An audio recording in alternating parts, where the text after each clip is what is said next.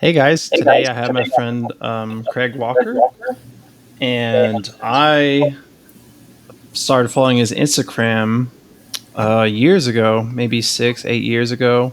Um, and I was like, I don't always understand this guy, but he's got something about him. He's an interesting guy, and he says some good stuff. And his page is called Tribe of Empaths, and I was like, oh, I've heard that word empath, and maybe I'm an empath, so I'm gonna follow this guy. And years later, I one of his posts I was interesting, and I was trying to I was commenting on the post, and it's like there's trying to understand it better, and then he started messaging me, and he even checked out my blog, and so I could see that he was really taking an interest and going beyond what normal social media interaction was. And I thought, this is something really special, and we decided to have a video chat and kind of talk about our spiritual journeys, and we connected it, and then he started a class, and I took that class, and then about a year later, recently, had a workshop, and so that's how I met Craig. And so, Craig, do you want to kind of introduce yourself and what you're all about? Yeah, sure. Thank you for the intro. And I chuckle. You say that you don't always know what I'm talking about. I'll listen to. Sometimes I get into these rants, and I'll. That's usually what happens with me if I get on social media. I just did several videos yesterday, and then I was watching them last night, and it's like, geez, Craig, you sure are fortunate that some people like to listen to you rant, because it really is hard to keep me on a short leash, if you will, because I really like to let my imagination go. Well, you could say contemplation, not rants necessarily. Rant, yes, Yeah. yeah. It's an affectionate term, I guess, by rant, meaning it's something that I care deeply about, and then I get emotional about, then my imagination kicks in, and then usually it has something to do with what are we, what am I, what is this, what's happening in the world. Well, I just woke up another day after a nice long sleep, and what, so trying to put myself together on another day, and what is it that maybe makes life joyous. So and taking some of my just as plodding along in life, what seems to really work, for me is good people and meaningful relationships, and in that, what in that, maybe why good people and good relationships is just some warmth, that comes up through me, and the actual experience of feeling by a small group of people, feeling seen and feeling recognized. And then of course, sleep and diet and exercise and things, and then and meaningful work. And by that, I think it still ends up tying back to my question as to what am I doing here? What is this all about? And honestly, Kendall, I had a number of experiences that I would, in retrospect, call spiritual in nature, as a kid. But at that point, I was just still just kind of living my life, and but then after, I think in late teens, I had a couple of experiences that involved psychedelics, one with LSD, and another one that was probably the most profound was with a handful of mushrooms. And I think to narrow that all the way down, I think what I realized was that I had been, up until that point, really believing that I was exclusively this kind of separate living entity in my body, and liking, I don't even think Harry Potter was out yet, but liking stories like that, like Harry Potter and Star Wars, and where there was this kind of mystical realm or energetic realm, there was a kind of romantic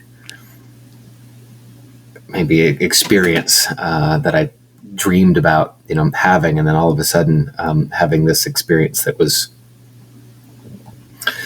again, I'm feel like I hear this from so many people when they talk about a psychedelic experience or even like a psychic break or something. It's like, oh my gosh, there's something even more real and Mm. palpable about this Mm-hmm. experience than how I live the rest of how I've lived up until now. And me looking a little bit, then well, looking at that statement as well, how can that be true? How can you have something that feels even more real? And for me, that the I had to leave myself a breadcrumb trail. I was in that experience. I was on these mushrooms, and I was like, and I realized like, okay, this is so profound for me on many levels. How I've said these mushrooms are going to wear off in the matter of an hour Mm-hmm. or two. How am I going to remember this tomorrow? Right. I'm going to go back into into my body. I'm going to go back into the momentum of my thoughts in my daily life and what it is that I think I need to do in life, and whether it's college or getting this job so that I can then buy a house, so that I can then get a wife, and then I can have kids, and then I can then have cars and things. But this, what I'm learning right now in this experience that's going to be so it's soon to be over. How am I going to remind myself of what I'm learning right now about what I am Mm. and what I'm not, and that realizing that I had been living in this state of confusion, I think, about understanding what was happening around me and in me. And, and I realized like I was probably going to go right back into that state of confusion the next day. And so Mm-hmm. how could I, it's almost like I'd been living underwater and the mushrooms had given me just a short lift up, and I was up Mm. breathing air, looking around and seeing so clearly, and I was about to go back underwater. Mm. And my my breadcrumb trail that I said I left for myself was, well, when I was in that experience, I was asking myself, what is this? How can I distill it to the fewest words in the core of what this experience is, so that no matter where I am later in life, if I'm lost or confused or in pain or suffering and just at wit's end and feeling just so isolated, what's the shortest path back to this experience where I do feel included and Mm-hmm. included in this, whatever this magical mystery that also involves a lot of pain and suffering to life, Mm-hmm. maybe how can I give myself meaning again if I'm ever I'm so feel like I'm so far from it. And I stood there and I was basically dialoguing with myself, which was one really interesting aspect of that experience, is that I was dialoguing with a part of myself that was deeply down rooted in my body, Mm. that was like a knowing, and a part of me that was up here in my head that was thinking, was that part up there. It thinks and works in language and stuff, and it understands things. It likes to understand things. But I noticed quickly, it's like, oh, there's a difference between the part of me that knows, that there's a Mm. knowing, is very calm and just embedded in silence, and versus the part of me that's up in my head that lives on understanding, that's never silent. It's just Mm-hmm. buzzing, buzzing, buzzing, thinking, generating, creating, imagining, and sometimes fretting. Right. And so what my knowing responded to my question with, when I asked it, like, how am I going to remember this? It said, it looked around, or I looked around, I was like, well, I'm just being. And then I sat with that. It's like, all right, just be. And I felt like, yep, that's good, but that's not quite enough. So I kept looking. I was like, well, I'm here, so I'm just be here.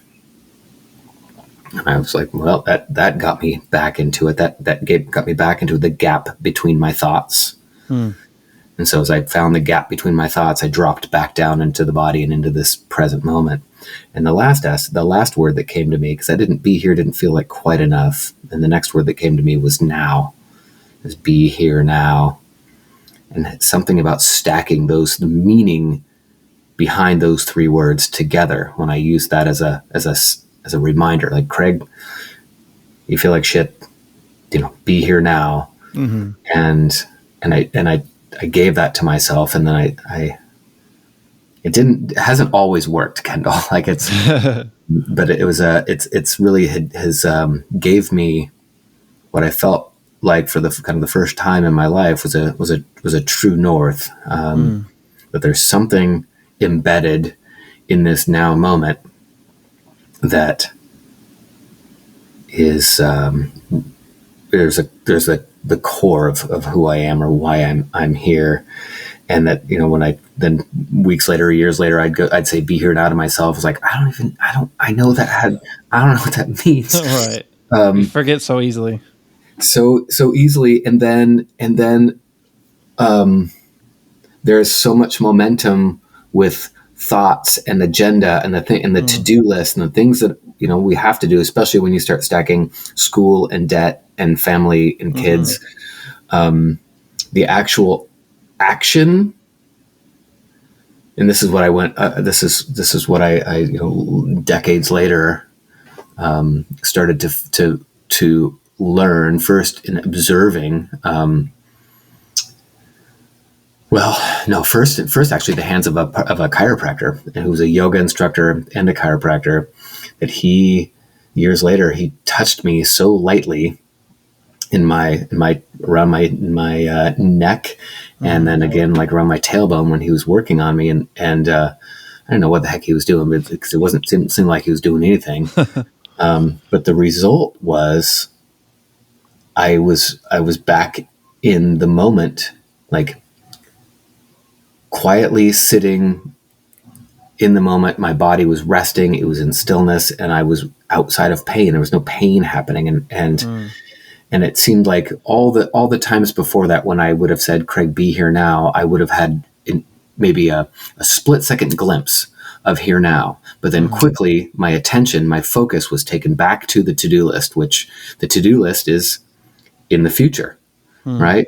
And then, and it's also in the past. My bills are maybe something that's already arrived. So, what I realized is my brain was bouncing all around between these things that needed to be done, none of which were in the present moment.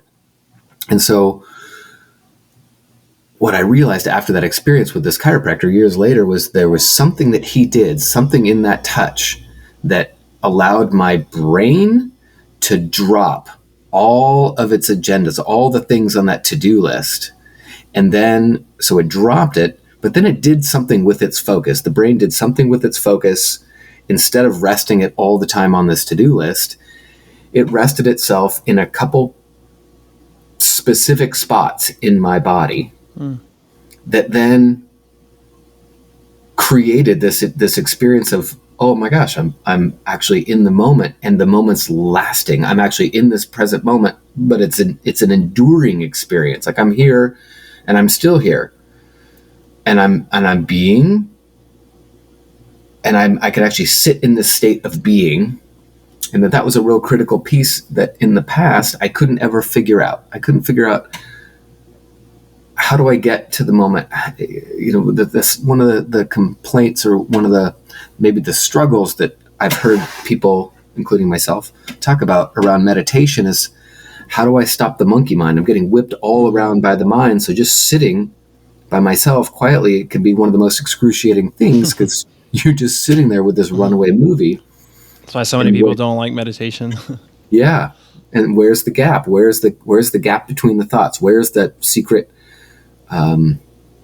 portal is what I call them, or anybody that remembers Harry Potter. It was one of the first Harry Potter movies where the train, I think it's in like the Muggleville, whatever, the train stops at station 6 2/3 or something. And there's this, I think it's 9 3/4. 6 3/4 or 9 3/4? Something like that. Yeah. And yeah, there's this secret doorway that opens up. And if you know how to find the doorway, you step through it into this world where it's still here, and it's almost very much more here now. But more here now, but then there's sometimes these powers, these insights that you recognize that you have, that Harry Potter recognized he has, and all the wizards at Hogwarts recognized they had some sort of powers that comes with this ability to really penetrate the present moment in a way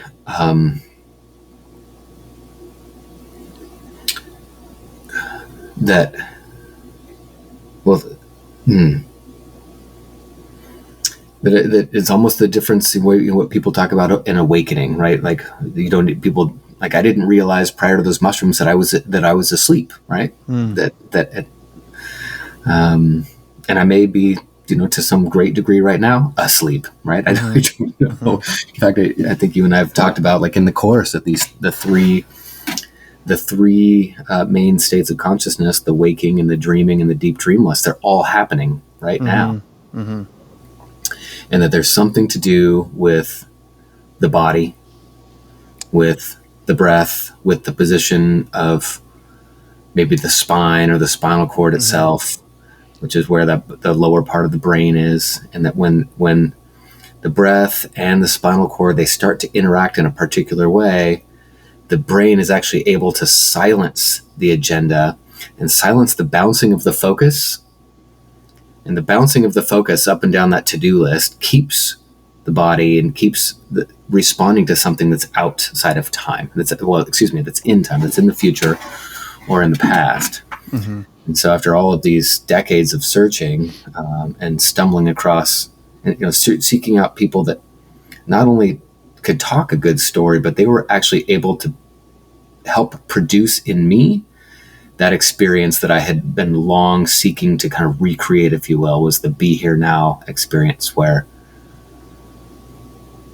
I'm able just to sit in my being and recognize, if I'm having a thought, who that thought is for. Mm. If that makes sense. Like, I'm Right. able to, who's the thinking for? And if I'm able to recede, we were on the screen here, so I'm seeing you have with a puzzled look, and yeah. Right. So I think one way to describe it, going back to what you were saying, is like alpha, delta, gamma brainwave states, and in doing research and realizing that when we go to sleep, we go in these different phases, but we can accomplish that in meditation as well while being awake, and then you can also do that while just living your life. I know it's hard to do, but it is possible. So I think that's one way to for people to understand a little bit better. yeah, yeah. But going back to what you just said about who the thinking is for, and I think you could, in psychology, that's like parts work, is like, what part of me is thinking this thought, and what is the reason behind that? Is it having to do with my past traumas, or how is that an accurate way of kind of understanding it? Or I think that's part of it, because you put your finger on, you said, what part of me is thinking, and using words to think and process something, or, as you said, trauma in the past is a great way to keep part of the body and part of the mind actively looking for something that would keep you safe. So the part that I was pointing at was, if there's a part that's talking, a part that's thinking, who are they talking to? ourselves. So then looking at what is ourself, and how do you actually. And so for me, it's that experience where you can say, I am Kendall. Mm-hmm. And you experience yourself as Kendall, which would include all those thoughts. Mm-hmm. But if you say, I am. It's beyond the thoughts. It's just, I am. So if you go to I am, that's the, as you just brilliantly detailed, there are different brain states, alpha, beta, delta, theta, right? And that those will actually correlate with, is the part of you that's the brain, is it in a wakeful state, or is it in a dream state, or is it deep dreamless state? Well, there's an awareness that is that part, that is the experience when you say, I am. That awareness is present in the waking and the dreaming and the deep dreamless, in the alpha, beta, theta, like those, delta, I don't remember all the different discernible, but you can be aware while your brain sleeps. Mm-hmm. And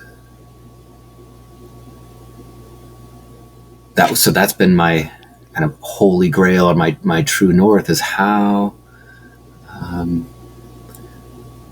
as how with my own traumas, Mm-hmm. where you have you and I know you and I have talked, about our own respective traumas in the past, and you and I have connected there. Like, how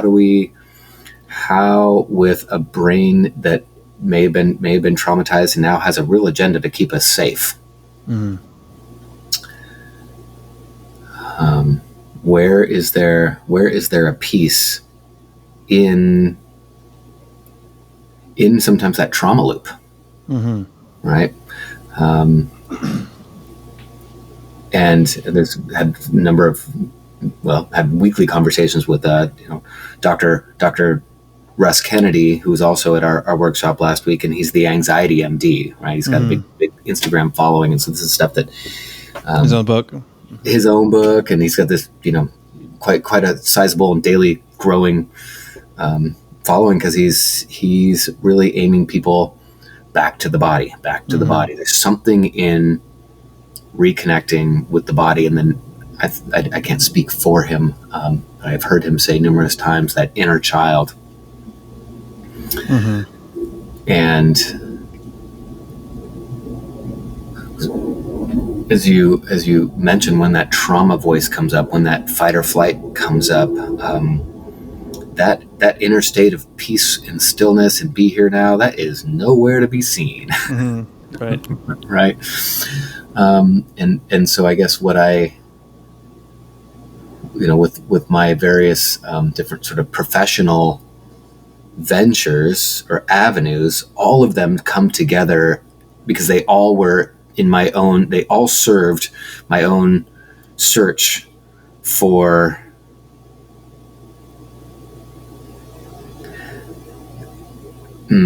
really to be able to find presence, and to be able to be present, and just it sounds like such a great big deal, which I think it's for what I think is one of the challenges is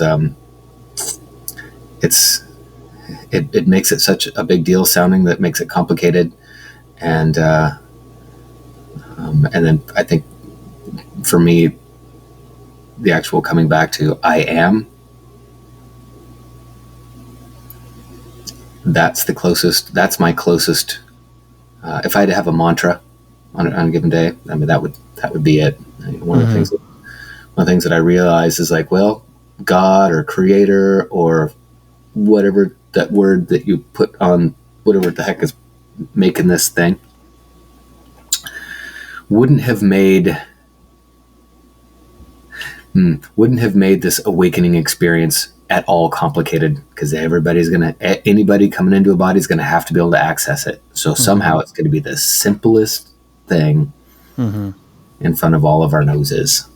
And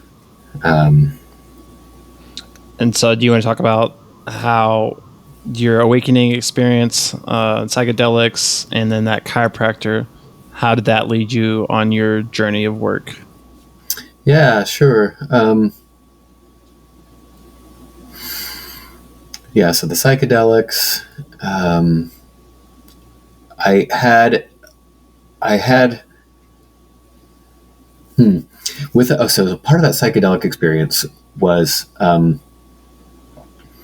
I realized how much my moment to moment experience was being completely dictated by whatever thought I was believing, and whatever I thought about you, or what I thought about me, or what I thought about. I was basically protecting myself with my thoughts. I was built a personality, right, which we could call ego, but I'm just going to say I built a personality that remembered how to get through life, remembered how to interact with people, remembered about the things to say, mostly to keep myself safe and out of trouble, not humiliated, not isolated.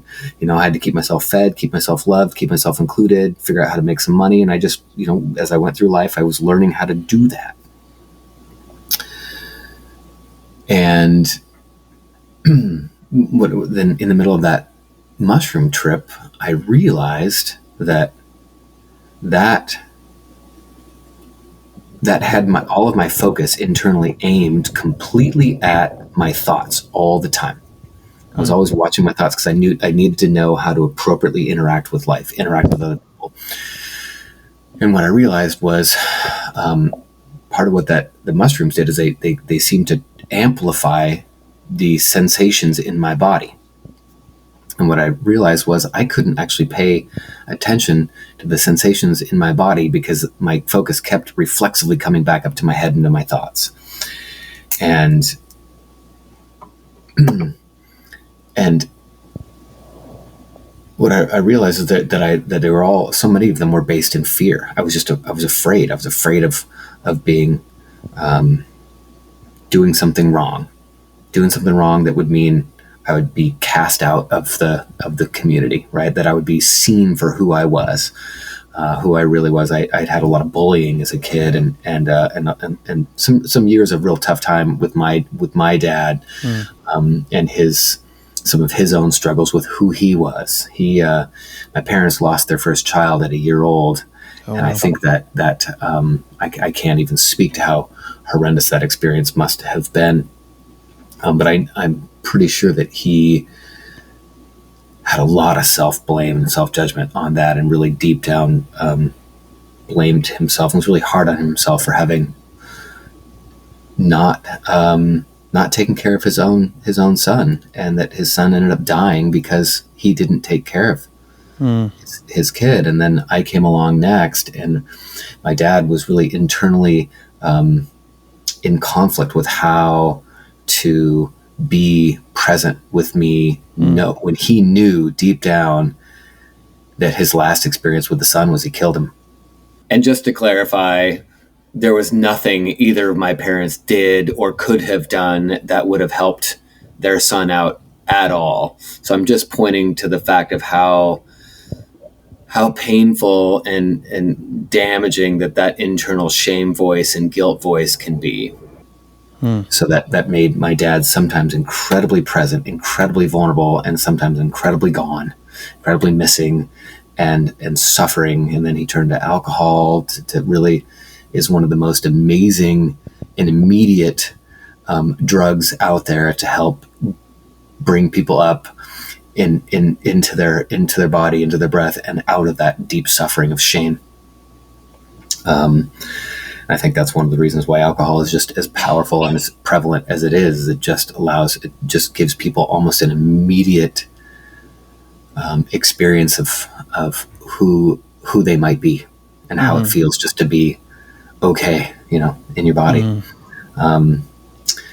Lots of side effects. And I think there's a big nursing study at some point that showed that that's the single most destructive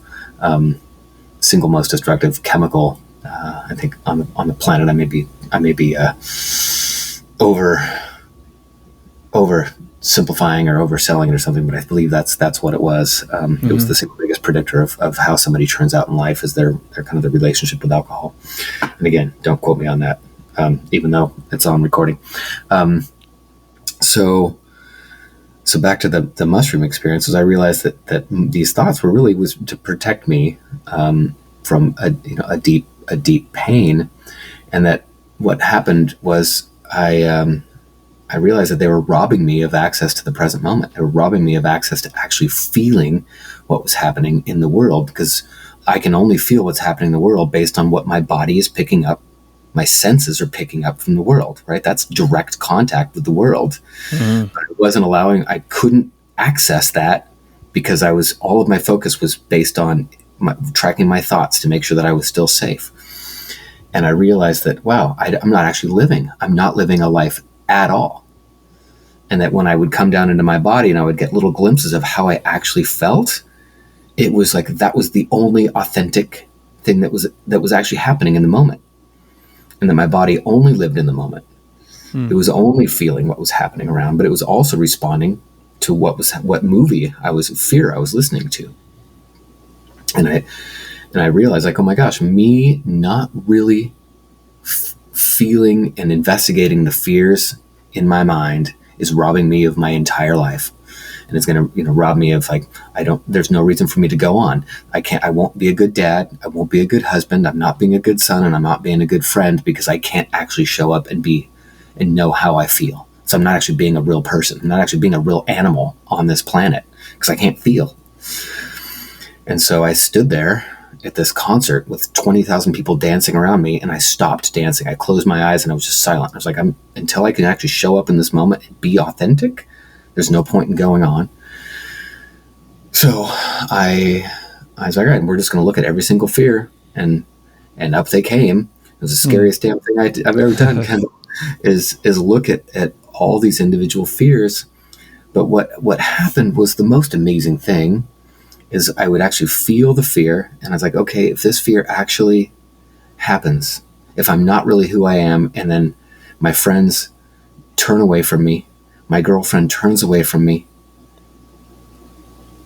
what happens then?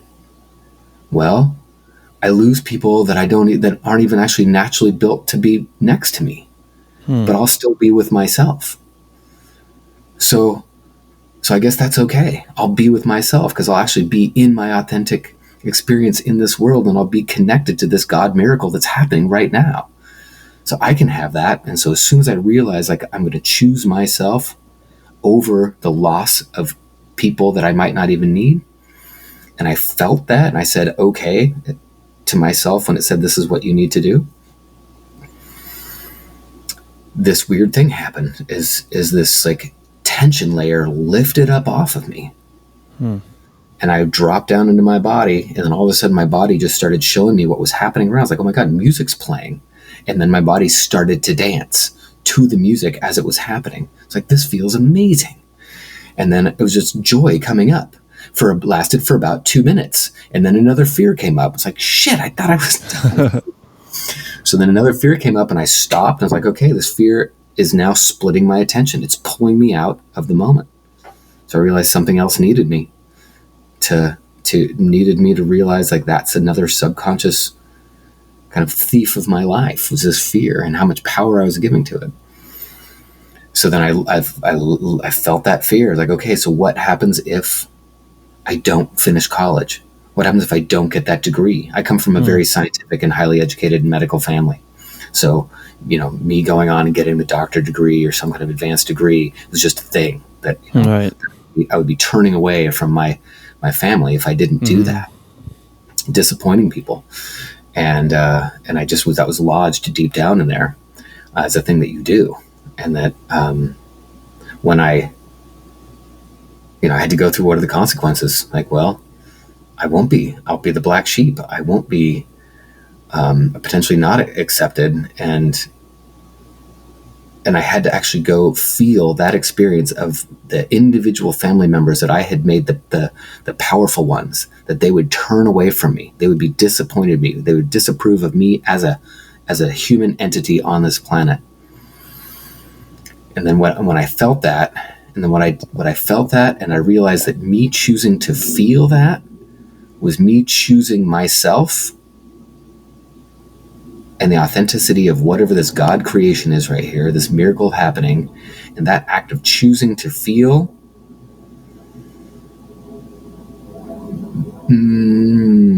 took all of the value, took all of the power out of somebody else's disappointment in me. And then the grip that fear had over me, it left. And I was back in the present moment. And then my body's like, yes, and it started to breathe again. And I stood upright, and I felt like, oh my gosh, my posture is changing. I'm actually standing upright because this thing is loving itself as a fully gifted and deserving animal on this planet. And I realized, wow, I'm here to actually take care of this human animal, just like a dog or a deer or a squirrel or a bird or something. Like, this human animal is going to have its limited time on this planet, and I'm here to kind of take care of it. And part of what that means is figuring out how to keep listening to it first, and not listening to the fears, which required me to shove my body, for me to resist my body, to resist the sensation, and really to have that that core of shame, me thinking that something in me was actually not good. It was like a walking virus, and that I would need to protect the world from whatever I thought I was. That I'm really believing what the bullies said to me as a kid, and my dad in his dark moments, what he said to me then, and me then needing me, like, back then when we really need the approval of others in order to live. Like, you can't live as a child unless you have the care and approval of others. So in order for me to get that, I had to turn away from myself, and that again, that experience on the mushrooms was the first time that I actually was put to the test, where I realized, like, me turning back towards myself and putting everybody else second was at the core of this experience that then would be, I'd call, a spiritual experience or an awakening, right? Mm-hmm. Well, even I would say putting yourself first is actually, it's still, I wouldn't say it's, I don't know how to describe it, but it's still putting them first, in that you're encouraging them to also feel into their body and be authentically themselves, and not be who you think they should be. It's, oh wow, someone else can listen to themselves and follow what's healthy for them. Then my body starts to feel the same way, and I can feel into that, and that's what's best for me. So really, it's what's best for everyone. Yeah, that's so brilliantly spoken. I like that you did know actually what you were saying and how to say it. And what I didn't expect to see coming, on down the line in my career path, was that, and they talk about this with,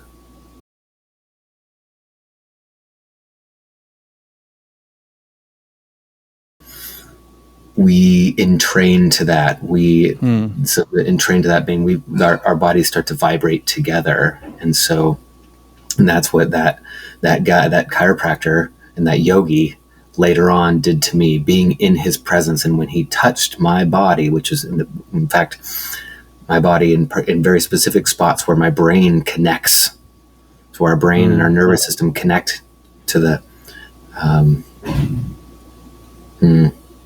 specific spots, we'll just say, that when he did that, when he touched me while he was paying deep attention to himself first, that it produced this experience in me that was a reminder, that was a remembering, that was an awakening that wasn't expected, and I wasn't thinking that was going to happen. And I sat up and I was like, it was so unexpected and bewildering that I didn't even know what was happening. And it took me a half an hour for me to realize that the movie channel had switched, that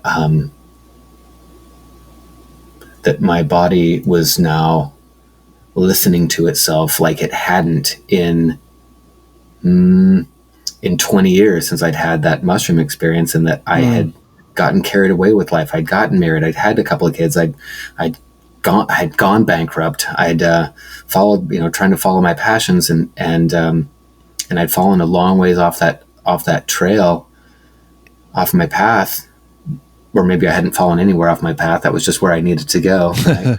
Right.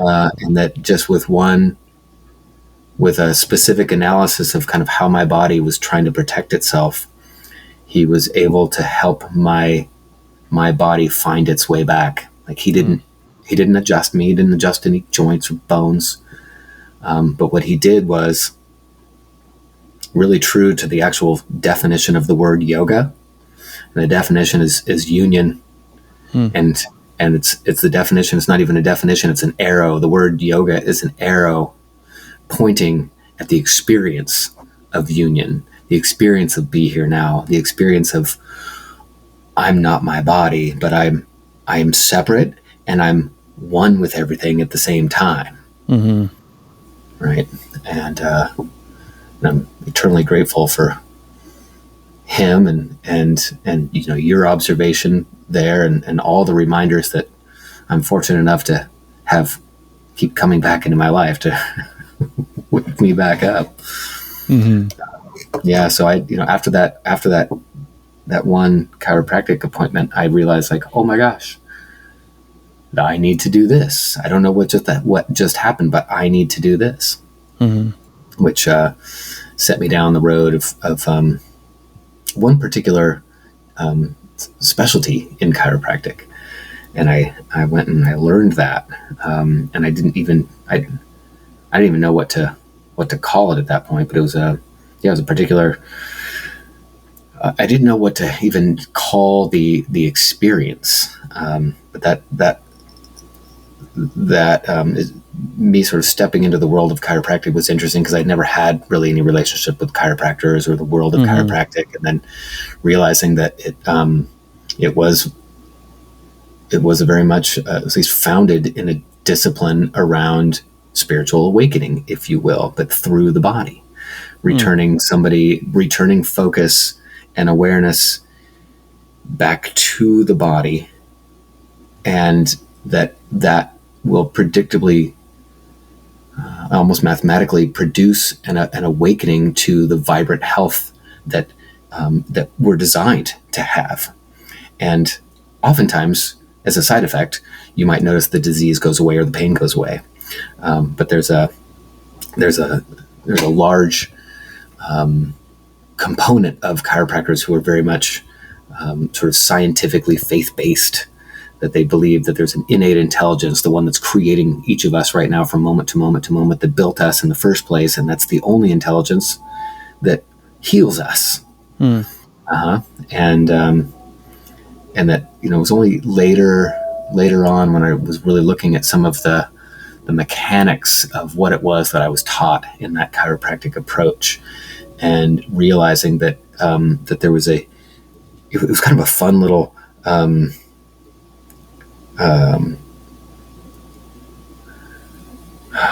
like a game of finding a secret, that so much of what I had been learning in this particular real niche chiropractic approach was 100% yoga. When I started looking into yoga, I realized like, oh my gosh, all this stuff that I've been doing under has been yoga that's been medicalized, Mm. and it's and brilliantly done as well. And I probably in practice, I don't know what the count was, but something over probably 30,000 patient visits, where what I was doing was really a specific form of yoga that I had learned as a chiropractic approach. And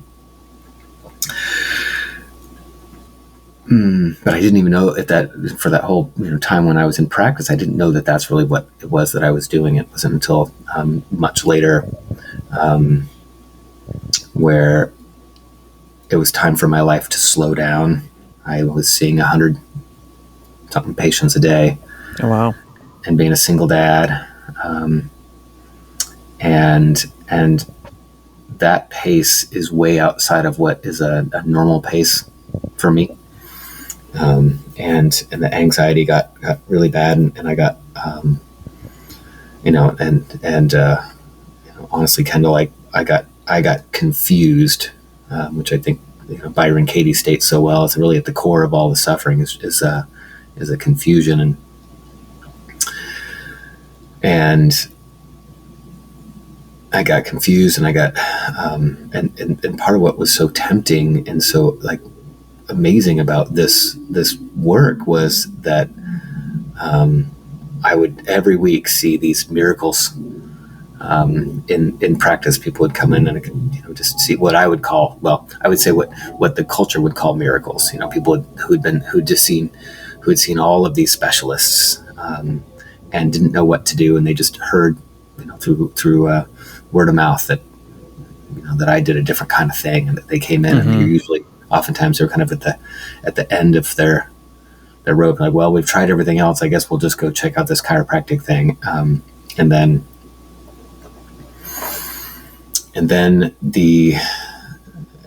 sometimes these people would have these seemingly miraculous results in their their condition that they had been struggling with and suffering from, sometimes for years and years. And which was really compelling to me. And I had to keep looking, like, what is it that I'm doing? What is it that I've been taught here that,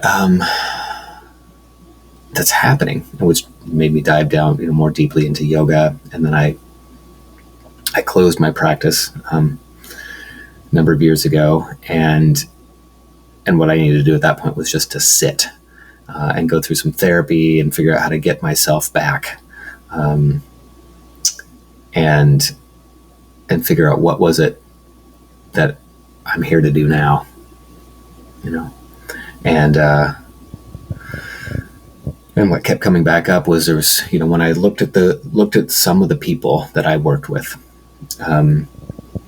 that you would see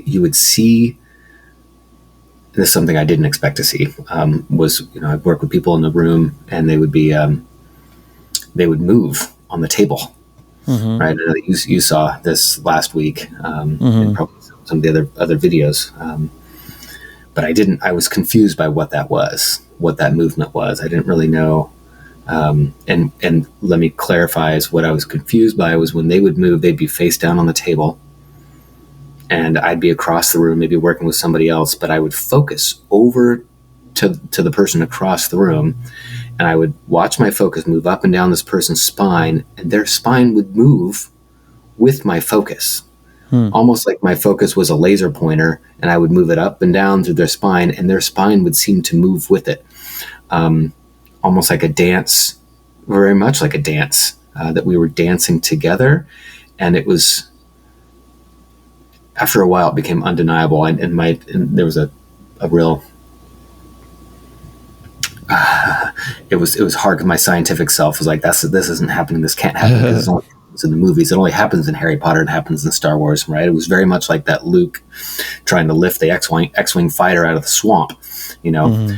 Yoda comes up, is like, quit trying so hard, and don't make the big thing any bigger than the small thing. Like, you're confused, basically, Luke. As you see it clearly, and you can see the relationship between what you are and what the X-Wing fighter is, it'll be really clear what you do with your focus, what you do with your own posture and your intention, that then will make that X-Wing fighter lift seemingly on its own. Anyway, this is what I started to see in practice, and it freaked me out. And then I actually thought, honestly, Kendall, this is one of my own sort of burdens and shame burdens to bear, is that sometimes these people that would move would be, women that I would otherwise have dated, like there was and I thought that movement, I thought that was actually God telling me, he's like, oh my gosh, you two are meant to be together. She can actually feel you on the inside.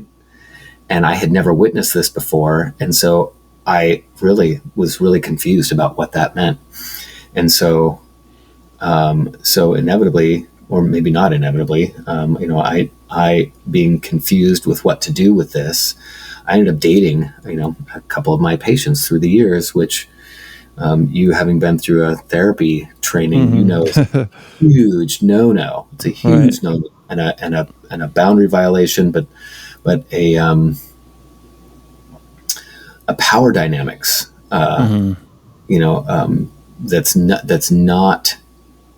that's not evil. They're not evil. That's not even. It's not an even power dynamic there. That I was actually in a position of power, and I was but my confusion said, wow, this woman actually, look, she's moving. She actually knows something that I don't.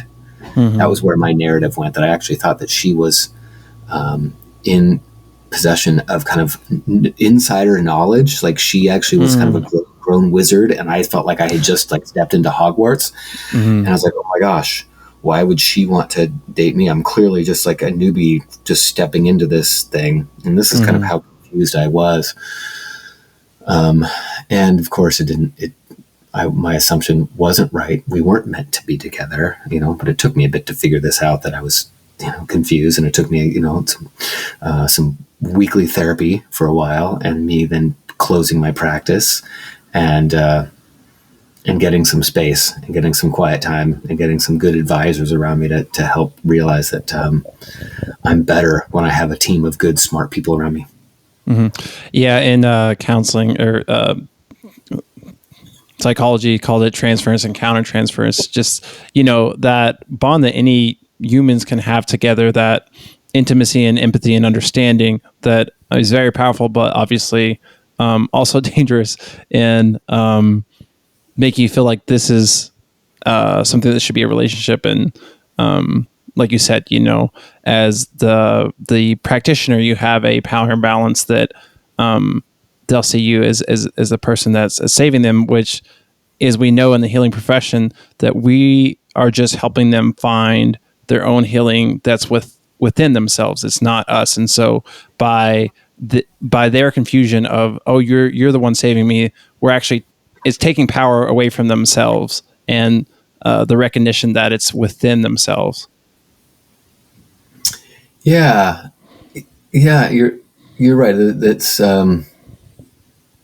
we touched on that in chiropractic school, but I just didn't understand.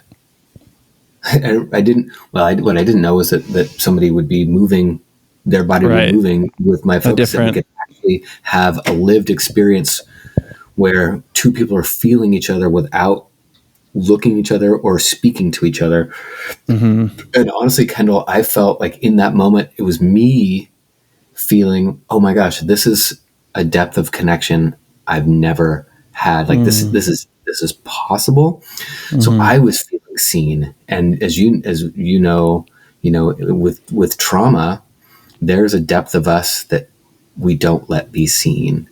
Mm-hmm. And it was actually touching on a deep need of mine in my own traumatized self, where I was actually feeling I was being seen. And so we were really being able to experience each other in the present moment. And I didn't have a life that was balanced enough to give me that experience, right? Outside of practice, I was in practice so much. And so that I was needing, I had built my life in such a way that I was needing to have that depth of connection that I could only get through, something that was in practice. So, so I needed to scale it back and realize, that I wasn't, that I was somewhere in my life, in my understanding, confused. Mm-hmm. And that this thing that I had come across, where you can sort of feel into each other, this, empath thing, is a real thing. Mm-hmm. And I needed to find some people that could help guide me with this, because I clearly was not, I had the skills to really help a lot of people. But there was still, there were some areas that I was confused, and there was a way that I had my life organized that was keeping me stressed and anxious and fearful, which made me, dangerous to myself and not safe for, some others. Right. Yeah. So, did you want to kind of talk a little bit about the difference between, I don't know, we call it traditional chiropractor, and then the energetic component, and how you move from one to the other, and solve maybe the limiting factors in traditional chiropractor? Yeah, well, let's see. I can kind of field that, just to give you some thoughts on it. As a, when I was, working as a chiropractor, as a, at least in the state of Oregon, I was a primary care provider, which means I needed to diagnose everybody. And the diagnosis is putting a name and a number to something that's wrong, in a person. And then my interactions with them need to be in just serve that the treatment that would be most appropriate for whatever is wrong. And that was such a brilliant container, especially to use this yogic informed approach, right? And that was it seemed to be a real brilliant container, because a lot of people would come in with neck pain or autoimmune conditions or ADHD or cancer, and what turned out to be that them actually being able to get out of their internal traumatized state or trauma loop or anxiety state and being able to connect more with their body liberated energy throughout the body. And when the body had access to more energy, it could funnel it to the immune system, and it could funnel it to the digestive system. So you're what you're saying, to be clear, is that our traumas, our emotions, and our the thoughts that go through our heads is all connected with physical illnesses and stuff like that. Oh yeah, that's great clarity. I think, or great clarification, because sometimes I just live these assumptions, and it's right. Realize it's not a universal assumption. So one of my favorite analogies is a dog. Think of your dog. If it thinks it's going to get like hit by a stick or something, right? It tucks its head and tucks its tail. That's an immediate reflexive fear response to something in life. And so when you tuck your head and tuck your tail, it stretches your lower brain, the brain stem and the spinal cord, and it stretches it. And as soon as you stretch the lower brain, which is all that is just the long nerve fibers that go from the brain in your head, that go all the way out to the cells everywhere in the body. And one of the best ways to interrupt the message going from the brain to the cell, or from the cell back up to the brain, one of the best ways to interrupt that message is to stretch the nerve. So if you stretch the nerve, and that's then communicating from the brain to the heart is going to work wrong. If you stretch the nerve from the brain to the bladder, brain to the uterus, the brain to the thyroid, that gland or organ cannot work right. And so that was something that I was trained in, was to look for where, not even a pinch in the nerve necessarily, but where might the nerve be stretched that's going to cause the body to not work right. And sometimes the more the stretch and the more nerves that are stretched, the more the body struggles to try to figure out what the heck is wrong with it, because it's not communicating with itself. So if you go back to the dog analogy and tuck head, tuck tail, you're stretching all of the nerves that go to all of the cells in the body. And so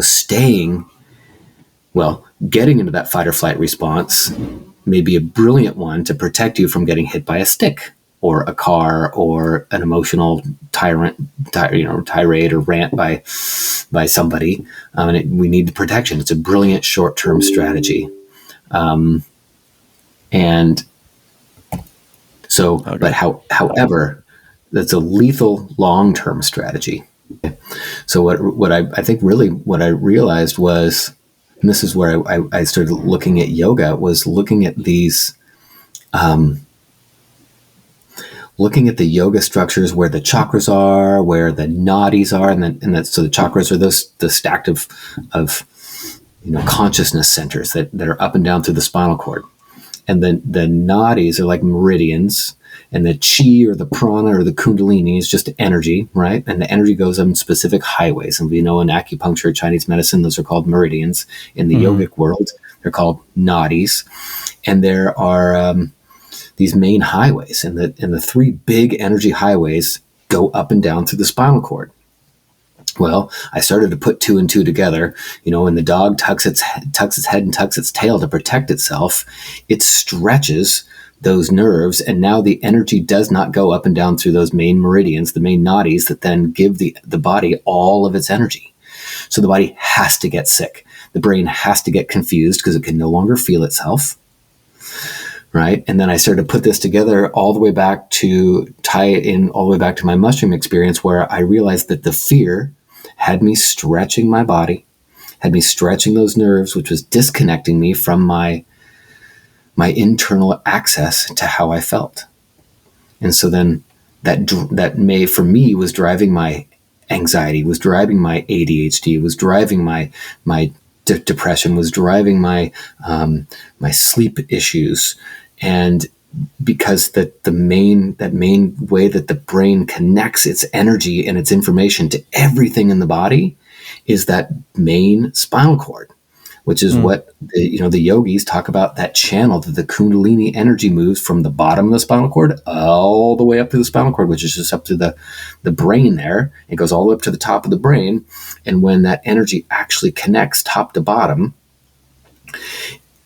what happens is what my experience was on that chiropractor's table. All of the to-do list, all the stuff that the body or the brain is otherwise trying to pay attention to keep you protected, that stuff just kind of falls away, and you awaken into the present moment through the senses. And there's this kind of awakening, if you will, is correlated with the spine actually starting to move fluidly, like a fish spine does, or an eel does, or a snake does, and that there are specific terms for this. And in yoga, there's, as we went over in the workshop, there's layers for this, and they're called the how the energy moves. There's yoga has mathematical sequence and series of a procedure for unlocking us from this stress response that makes us isolated, makes us anxious, makes us fearful, makes us sick, and makes us confused, right? Because if we can't feel our body, then we're left to our brain. Like I was, even when I was in practice, I was, we hear many of our sages and our elders say that, the path is long and it's treacherous. Even though you get some insights, we can fall prey to confusion at any point. So that's really how I kind of came around to yoga, because it was it's a science. It's through like experience, like the yogis in the East, they've meditated for so long, and then yoga is not just meditation. It's Ayurvedic, it's diet, it's every part of your life, and what do we do to create optimal health, whether that's physical, mental, spiritual? And so through many hundreds of years of experimentation and feeling into it, it's a felt what is healthy, and using your intuition and your knowing and feeling into your body. Yeah, exactly. And you're right. It's one tiny little glimpse of yoga actually is all the stretches that we do. What they call asanas. Like one tiny little percentage of yoga has to do with the asanas, or the movements that we all think about when we think about yoga. Yoga, if you look at the kind of one of the Bibles of yoga, it's what are called the sutras. Written by this guy named Patanjali. Basically, what he says is yoga is the cessation of thought. Yoga is what happens what happens at the end of thought, when thoughts stop. And when I talked about my own experiences, that there's even Deepak Chopra, I think a book that I read of his maybe 30 years ago, he talked about find the gap between the thoughts. Just keep going into that gap. And so you listen to, then I mentioned like Byron Katie, and there's Ram Dass, like well, you said Be Here Now, which is Eckhart Tolle wrote a book called that, right?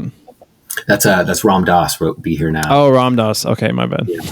Yeah. Well, that was a very amazing book, because the day after my mushroom experience, I was sitting there, was just kind of bewildered, looking around the world, not knowing what to do with it, because I didn't feel like an authentic person, and all I could remember was Be Here Now. That's all I came out of that experience with. So I was sitting at a friend's house and just sort of mindlessly gazing at her books, and one book popped out at me that I had to do a quadruple take because it was called Be Here Now. So of course I had to get up and like walk across the room and pull it off, not really expecting much. And then I opened up this book, and it was started describing to me everything that happened to me the night before in that experience. And then I felt like, oh, Craig, look, you just stumbled across a path that there are other people way out in front of you on. So, so that's to kind of sort of circle that back around to the yoga, and what I'm doing these days is just talking about this stuff, and how you want to talk about how does it work that our focus in conjunction on someone's body, how can that make a difference? What Yeah. is the mechanics at play there? Yeah. Yeah. So one of the things that as I mentioned when I was in practice, and it was just not only did it happen once or twice, but it happened all day, every day when I was seeing several hundred, like 300 patient visits a week. When I would be what became what when I would, as I mentioned, I looked across the room, somebody would move, and then this was something that my teacher in the chiropractic technique just did all the time. And when I first saw it, I was like, "What kind of bogus, weirdness is this?" It looked like somebody was pointing their finger, and I thought it was really interesting to look at when somebody would point their finger and somebody else would move. But it also was very disconcerting. I just like, I don't want anybody in here in my body with me. I was like, that's cool to look at, but there's no way I'm going to be doing that on the table. Like, I'm going to stay protected over here in my little self, right? And so, yeah, it was very dangerous looking. It's a very dangerous reality, I think, to be seeing, is that actually somebody can, because I didn't really know what I was looking at. It from the looks of it, it looks like somebody is getting into my body with their focus and with their mind. And I was like, that brings up questions of sovereignty, and because that's what it looks like. And it looks like from the assumption that we are all separate beings. So if I'm over here being a separate being, looking over into you, and you start moving, then I've taken my separate being and I've now penetrated your boundaries, and I'm moving inside the boundary of your body. And I think that's, really a good reason to burn anybody at the stake. Right? It's like there's some witchy shit going on there. But then when I realized that I was the one doing it, I realized, well, that's not what's happening at all. I'm feeling into myself, and when I'm looking at somebody else, how does that look like it feels? And so what I realized was, okay, they seem to be protecting themselves in this particular way. And so when I protect myself in a way that looks like that, I basically mirror them. And when I mirror them inside my body, and then because I'm not actually, I may not have been really stressed out in that same way, then what I can do is, okay, if I mirror them this way, this is then how I'm going to use my energy and my focus to find my own way out of that particular pattern of asleep defensive armoring. And when I did that in the same room with them, their body went, oh my gosh. So it wasn't just their body, but their being that's ever present here in the room. It used me. They were over in me more than I was in them. Their larger being self, they were present to what it was that I was doing in me, which was actually matching their own defense pattern. So I was actually witnessing them. And so as a Peter Levine, a therapist that teaches somatic experiencing, I think one of the things that he says is the trauma is an experience in the body in the absence of an empathic witness. So when you have that experience in your body and there's no witness there, you're isolated in there. So what I realized was when I would see people start to move, I was acting as an empathic witness. And when they would feel somebody, being me, empathically witnessing what they're experiencing in their body, something in that two people in the same experience at the same time created the experience that allowed them to liberate themselves from the trauma. The witnessing somehow, the seeing of somebody else and their miracle, just in that witnessing of them as a miracle in that armored state, produces the awakening, produces and that made me think of, and you might be able to quote better than me and where in the Bible this is, but somewhere in there, he says, when two or more are gathered in my name, I'll be there too. Yes. And I got a little insight into that as an actual experience that he embedded in this earthbound thing that we're doing. When we can actually be with each other, we can almost lift each other out of that traumatized sleepy state. Mm-hmm.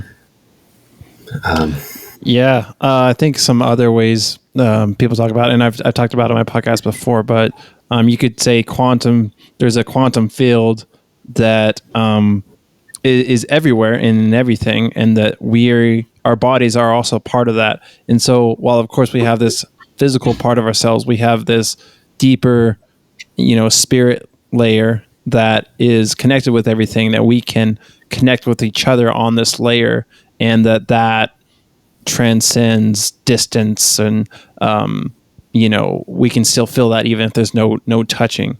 yeah, Yeah. yeah, that's yeah. I like that. Yeah, the quantum entanglement. Right. Um, that was I had to go looking that way too to explain. But at some point, I started working with people online around the world over a Zoom call, and it's just like a little test. Like, I wonder if this stuff it works in the room, but I Mm-hmm. wonder if it works online. Because the way it had been described to me was our bodies put off subaudible, so we can't hear them or can't hear these waves like the vibrations, but we'll put out acoustic waves, Mm-hmm. but they're subaudible, so we can't hear it. But our body, so that was the way it was explained to me. So I realized that's what I believed for a while in practice. Like, oh, my body's just sending vibrations across the room, and I can't hear it, Mm-hmm. but somehow that empathic witnessing is must be acoustic in nature. And that made sense to me because it worked. It's still in the same room. It worked in Mm-hmm. our 3 dimensional world. But then I just, part of me had this like intuitive just hunch, like, I don't know, let's test this. Let's just play, let's just test it. Mm-hmm. So sometimes, so I tried it out a couple of times. Somebody was up in Canada, and I would have, clients that then would be traveling the world, and I knew exactly how they moved, and they were very sensitive. So I didn't want to do it with somebody that I didn't know how to connect with. So one time in Italy, another time in Canada, we hopped on a Zoom call, and what I did was I muted my microphone and I turned off my camera. I had them aim their computer at themselves, so I could see them on the computer Mm-hmm. screen, right? But they couldn't hear me, and they didn't know if I was there. Mm-hmm. So I just basically had them lay down, and when they're lying down on their stomach, you can see what the spine does. And so they didn't know where I was focusing, but I could run these little experiments with, like, okay, I'm going to focus down here at the tailbone, or I'm going to focus on one side, or I'm going to focus up in the neck or in the mid back. And but I had to do it enough where I was convinced that there's no way this person would have picked up their tailbone or moved their spine this particular way or turned their head in this particular way, and then the tailbone, and then the head, and then the tailbone, and the other side of the tailbone. Like, I kept making it more and more complex to prove to myself that it wasn't just somebody trying over there to think about what it is that I might be doing, right? So then when I saw that it actually happened over a distance, there was no way that acoustic wave, subaudible acoustic wave, that didn't explain what it was I was seeing. So I had to go back to the kind of scientific drawing board, and it's like, well, that quantum entanglement seems to make sense. And my body is like, yeah, but it sure is, it still felt like it was very much in a movie. But there was something about that process where I would look at them and then I would feel my own body, right? Rather than me trying to go into them, it was I would watch them and see how I felt while I was watching them. And that felt like the empathic experience. Like, how do I feel? And then if I would try to mirror, their posture so that I could, it was kind of like watching any dance person, like if you try to mirror, there's something about how the posture presents itself. Like, it's your posture in life. Something one of my teachers said is, like, it's not about your spine, it's about your life. And that one of the biggest gifts that my teachers had given me was I learned to read the spine as almost like a keyboard. And stuff that, you and I were doing, just not a week or two ago, was watching how the breath moves through there, and then watching how the energy moves through there.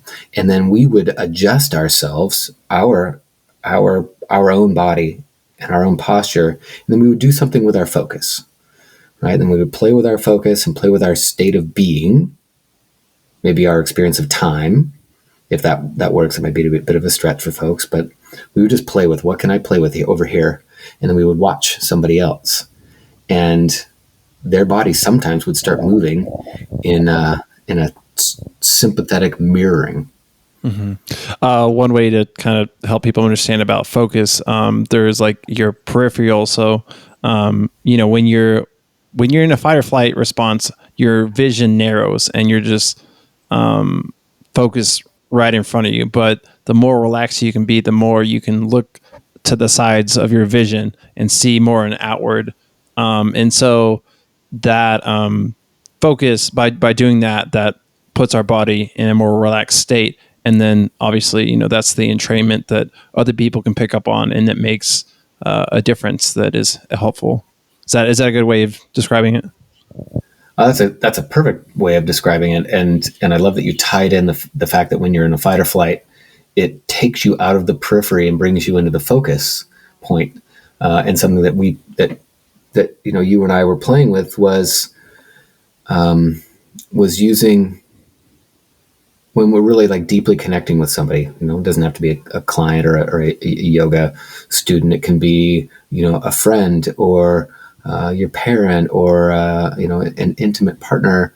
But there are those two aspects of focus, and that to really to have the best chance of eliciting the mirroring, that sympathetic, empathic mirroring between two people.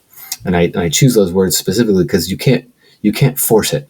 You cannot force. You have to show up in some way, and then hope that, cross your fingers, hope that the actual depth of connection will then come through you. Mm-hmm. Right. So we show up. And so part of the way we show up, as you just were pointing out, was that there's two aspects of focus. One is the peripheral, and one is the specific, point focus. So when we were looking at somebody else, posturally, we may be looking at the neck and focusing very specifically out into the periphery. And when you would get those two right, if you will get those two in kind of the proper relationship with your own breath, then that would give us the best chance of seeing somebody actually start to move in a synchronized, seemingly miraculous way in time with you, even if they weren't looking at you and they had no idea what you were doing.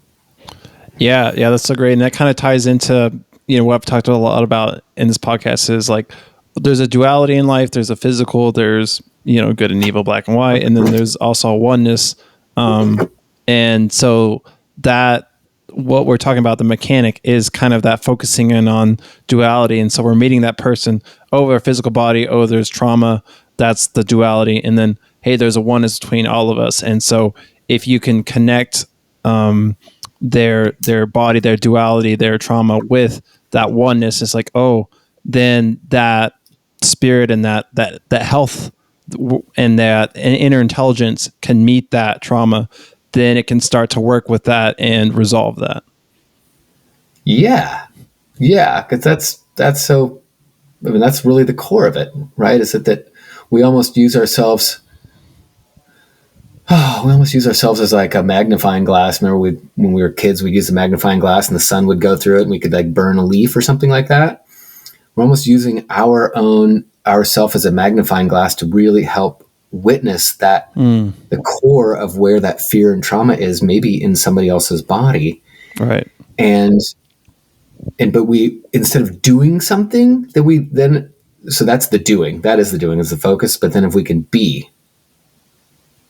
find a way, and that seems to be the second part, is that be here now part. Like, how do I bring myself into the moment while I'm resting my focus in this particular way, with my breath in a particular way and my posture in a particular way? I stand a pretty good chance of having the best front row seat in the house as this person wakes up sometimes from a debilitating fear trauma that they've had forever. Like that's why I keep coming back to this work, is like, get the best front row seat, because people are just like, oh my gosh, what the heck just happened? It's not about symptoms at all. You gave me a life back, and I didn't give it back to them, but that's their first guess at what happened. Mm-hmm, right. But I just got my life back. I didn't even know I had lost because I had given up hope. Mm-hmm. That leads me to my next question. When should people go do this work? What what does it treat, and when is it like, okay, you might need some other medical assistance? Oh yeah, well that's yeah, good question. Well, since I'm not no longer working in any state as a licensed chiropractor, I can't and as a as a non-licensed chiropractor, then I'm not officially a doctor anywhere, and so what I can't do is use that degree to influence anybody's kind of decision what they're going to do with the diagnosis or a treatment, right? So I have to default back to what I would do is in any situation is I try to find the best specialist. And right now I've got hip issues and knee issues and spine issues, and so I'm been in the constantly looking for the best specialist, right, that can help me with these particular things. And so if people have a particular physical concern, even if they think, maybe sometimes if they especially if they think there's an energetic core to it, an emotional core to it, or a spiritual core to it, finding sometimes if say I had been in the state of fight or flight for 20 years, my body is going to be depleted of a number of things that it needs to function properly.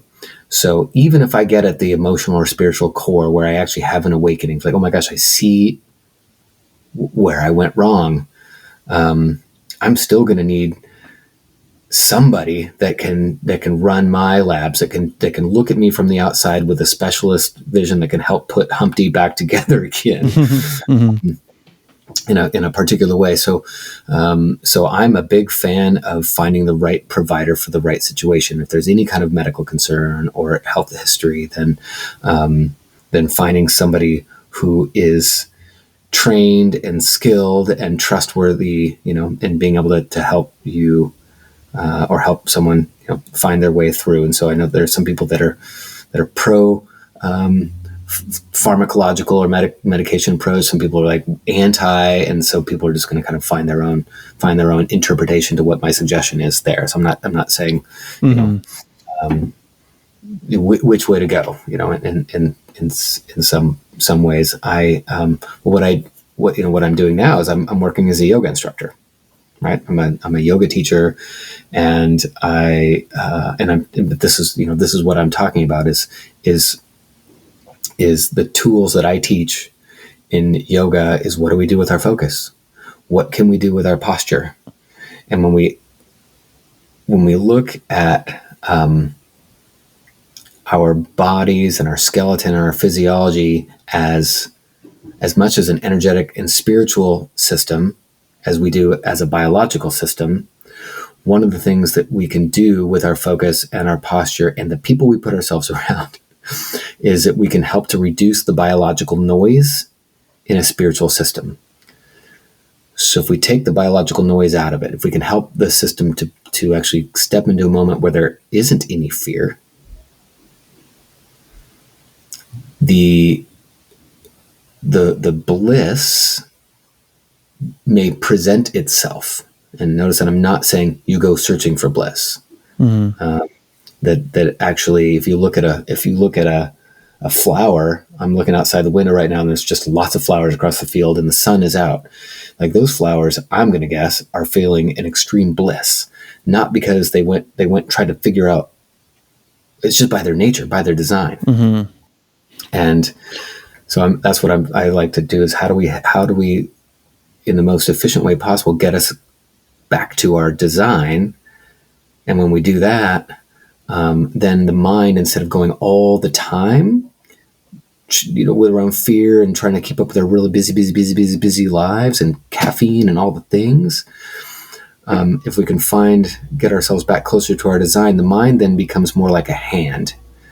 My hand is just sitting here patiently resting on my leg until I want to use it. And then I will pick it up. I will use it. I love my hand. And then I put it down. But my hand doesn't just wake up in the middle of the night, cruising around the bed, doing stuff, keeping me awake like my mind might do if I'm anxious. So when we actually can get back closer to our natural design, the mind isn't going all the time. It actually just turns on when we decide to use it. Does that answer your question? I know sometimes I can ramble. Yeah, maybe to help the listeners talk about some of the things that people have experienced with this work, how it's helped them, and I can also I'll go ahead and give my own testimony. And that after so going to your workshop, I had about like 4 plane ride trips up, and so after that my back was just killing me. I've had lower back issues for a long time, and after our work, after 4 plane ride trips back home, my back barely felt it. Felt amazing, and Wow. also, yeah, it was great. I felt like I just had more energy in general, and that also I've had some digestive issues, and that has significantly improved. Um, some other things I noticed was also growing up, I have a hard time looking at people in the eyes for a long time, and now that doesn't really bother me. And also just the attachments of thinking, what do people think of me, and I need to be a certain way. That's just lessened a lot, and I just feel more confident in myself. And yeah, just able to slow down a little bit. And it was funny because in the workshop, when you're working on me, you're like, oh, I see the way your body is, some of the posture, one leg being shorter than the other, or well, my legs were even, but different things about my body that we can tell with this work and with yoga, that practitioners have identified, oh, these certain patterns match these certain emotional or psychological things. And so we can take a good guess at, by looking at the posture, what these things are. And then once we do this work and help alleviate those things, then those emotional, psychological things will be healed or eased. Yeah. Yeah. Well, all that's fantastic. So, man, that's a great testimonial just to, to start with, and just to bring that back around to kind of put that in like the context of, the dog tucking the head, tucking the tail, makes the dog afraid and then looking outside. And so the dog's looking outside and afraid. And so if you had that particular pattern in your body, you're not going to be able to maintain eye contact because part of your body's on alert. You're going to be looking, and it's going to feel dangerous to have somebody look into you. Partly because if you are tucking your head and tucking your tail, you're stretching, and so you're cutting off the flow of that energy that moves up from your tailbone all the way to your brain. And that energy is, remember, it's what gives you the experience of, I know who I am. I know why I'm here. I'm sitting here feeling that I'm purposeful. Like I'm being the purpose that I'm here for. And that creates, from that experience, you look through peaceful eyes. You rest your gaze on somebody in full acceptance because you were sitting in the experience of full acceptance.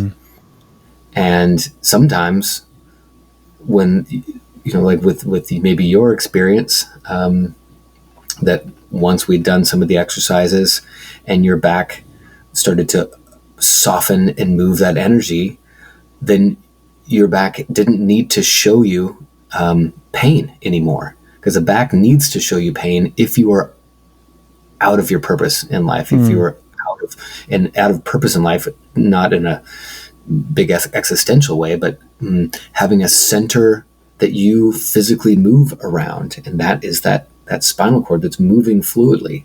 But when it gets stretched, you no longer have a place for your focus to rest, and so you're out of focus. You're confused. There's no central, grounded person that is looking through your eyes. So they have to be skittery. Yeah, I just had a woman.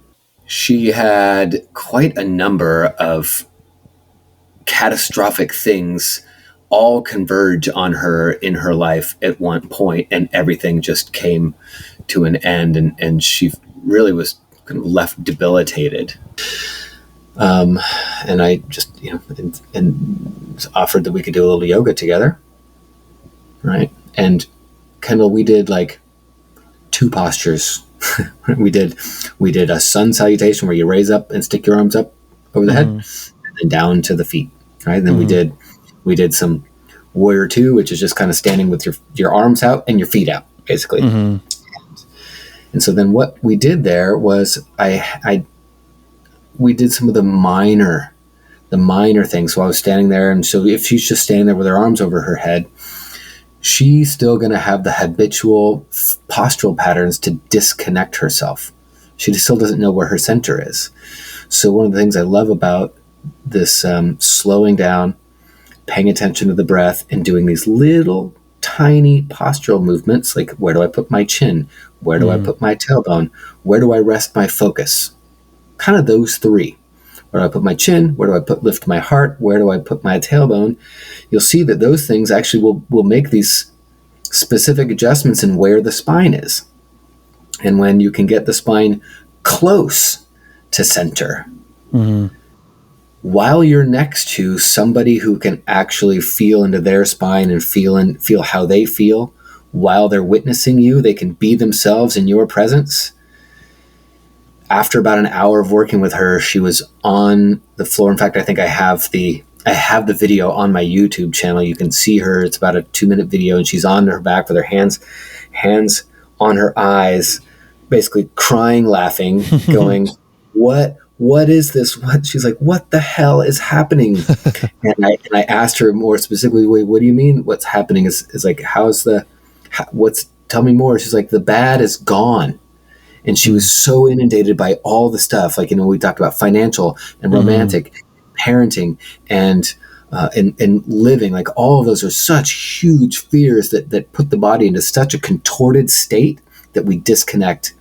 And so all I did was help her reconnect to herself. And then she's like, this is as good as I felt in 4 years. Wow. And was just, she's like, this is joy. She's like, I didn't even know this was possible, in tears and just tears. And she's like, this is the most amazing thing ever. And all we did was a couple real specific focus, breath, postural maneuvers to help her aim in the area of where her own spinal cord, what I call the organ of inner knowing, like to get her aimed close to her inner knowing. And then what I did was I felt into myself and I rested my focus on her. So now you have two of us focusing lightly on her. And when the two or more are gathered in whatever divine, miraculous name, you've got the best chance, because I didn't know what was going to happen. I'm not doing this. I'm just showing up with a little bit of information about how we're designed and how I'm designed and doing the best I can. And it was enough for her to have a coming home experience. Yeah, it's amazing. So it is. And then I got the front row seat again to somebody, to like, holy smokes, this is amazing. And then, and then it's not necessarily a one-time fix. She's probably back in the turmoil of her life right now. Because as anybody listening to this know, like, there's no lottery ticket, or she didn't get a lottery ticket, and I wasn't a lottery ticket. So sometimes we're not in a place where we can do this every single day, or we don't think we deserve it, right?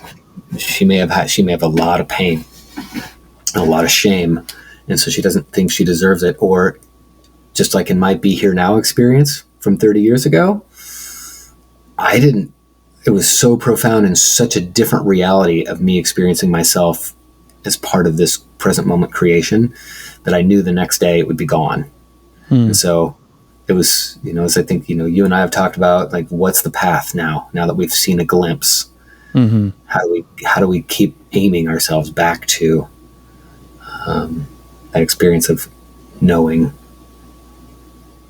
or the Yeah. And I mean, going back to the workshop, after doing all the stuff, then just it was so great to be around everyone else, because we are all feeling this together. And then being together, we just talk about traumas and relationships and life. It's just this work the feeling of safety and that bliss in your body that allows you to feel safe to then process your traumas and using your mind at that point, in conjunction with feeling safety in the body, to deal with these things. But like, it's like you deal with one thing, then there's always more layers. There's more traumas underneath, and so it's an ongoing process. It's not just like a one time you healed, everything's perfect, and like you said, when you go back into your normal life and things are rough, you have to learn how to integrate and how to deal with life through all that. Yeah, I mean I think that's it's a really critical point to which to me reminds me of this concept of a sangha, or that we, back to the statement, two or more gathered in my name, like especially in the US, our culture is we are lone wolf. We can do it all ourselves. Mm-hmm. And that is the quickest and fastest way back into confusion. Mm-hmm. And if we can find and really be really careful, as careful as we can about the people that we put around us, because they're going to reflect some reality back to us. Is it? And I never really understood that statement years ago when I heard that we represent the 5 people that are closest to us. And now I see it more, that if I surround myself with, do I have a good therapist, right? Who takes time out of their life to become so specialized in sitting and reflecting back to the person what may be a closer picture of reality about what they are and what their potential is, so that I can then wake up to, like, oh my gosh, I seduced myself into this other nightmare about myself, and who can then help me take care of my body, and who can help me see, maybe dietarily, and play, like, what kind of play am I wired to like? So who are for me, like my dirt bike buddies, my motocross buddies, like most of those guys don't give a hoot about energetic yoga, whatever. And so we don't talk about that, but I'm actually feeding myself and my soul by hanging out with guys that have a similar wiring in terms of, like, needing to run this type of energy and real physical exchange. So really honoring your design in a number of different ways by surrounding yourself in an intentional, community. Right. Mm-hmm.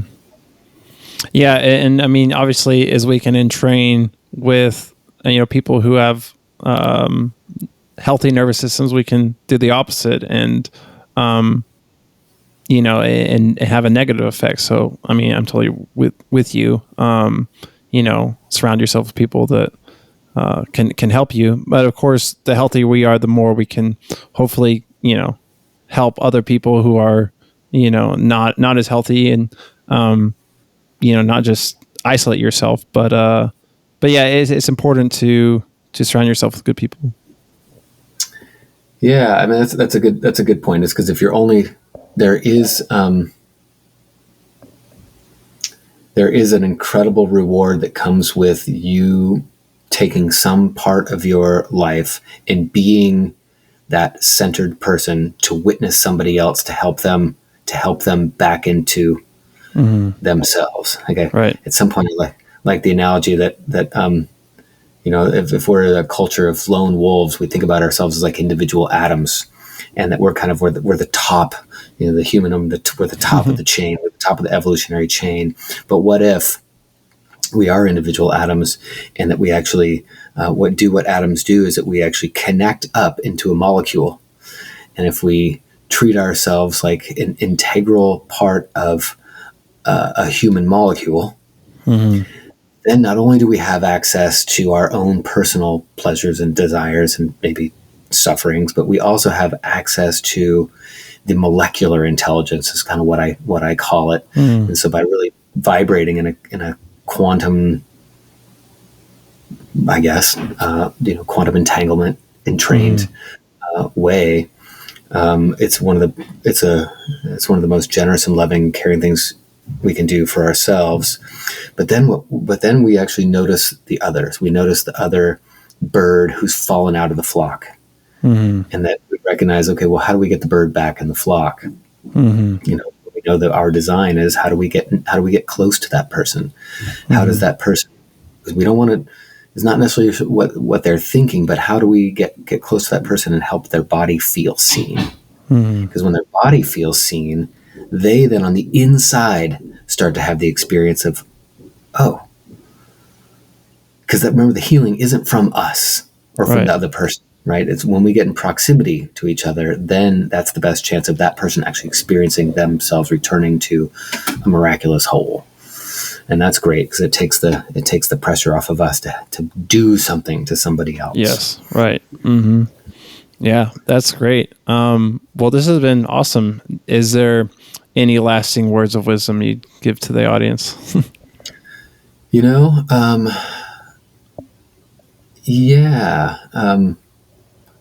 I didn't realize the power that my self, whatever this divine body, mind, miracle had. I didn't realize the role it could play as a catalyst in somebody else's full life change. And I didn't actually realize that until I was given the opportunity, right? And I had to learn it as a doctor, as a chiropractor, and given it a particular technique. But it's not until I actually started interacting with others. And the reason why I'm teaching yoga now and not really pursuing the more specific and medical chiropractic avenue is because there are some of these really simple things that we can do for each other. Whether you're a therapist and you want to include an embodiment component to your practice, or you're a yoga instructor, and in addition to helping the person find the specific alignment, having a couple of these key pieces of where does their Jalandhara Bandha, which is in the neck, or the Mula Bandha, like what are a couple of these things that you can help somebody, a loved one or a client, do, and then what can you do with your focus and your attention and your own posture that can give this other person and at the same time give yourself, the miracle of an actual experience where you're like, holy smokes, this is what I've been on this planet for.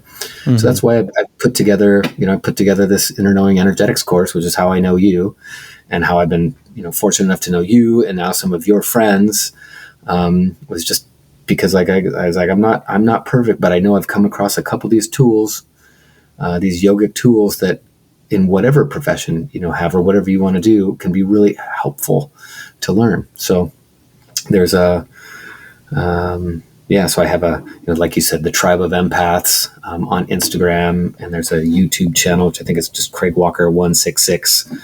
And as I come out with the next iteration of the online course, it's really just showing people how do we get back closer to our own design, so we can actually live this experience of a energetic or a spiritual or religious or something like this experience. And then whether it's just you want to do it, want to learn about it yourself, for your loved ones, or your profession, that seems to be for me congruent with my own biggest fascination, which was me getting back to be here now from that mushroom trip years ago, and it's just what I am always thinking about, and so it's my little project, and so that's, if anybody resonates with what we've been talking about here, and then wants to learn more about it, then that's how we do it. Awesome. I'll make sure I'll put some of your links on the show notes. I really appreciate having you here and all the words of wisdom you shared, and obviously appreciate all you've done for me in my own life, and grateful to know you. Well, thanks, Kendall. I really appreciate you taking the time out and doing and this service that you're putting together. I know putting together a podcast is not easy. I know I've tried to do it myself, and so you getting all the way out here and then continuing to work at it, and then just having you in the Inner Knowing community. It was such an incredible gift for me to have you and in the group here, whenever it was 2 weeks Mm-hmm. ago, and getting to meet, some of you in person. That just, uh, it's just such a great reality check against some of the fears about, the Mm-hmm. world's going downhill. Like, to really get to have good humans around me is just such a Mm-hmm. sweet gift. So I Yeah, it's appreciate powerful. you. It's healing. Yeah. Thank you. Thank you.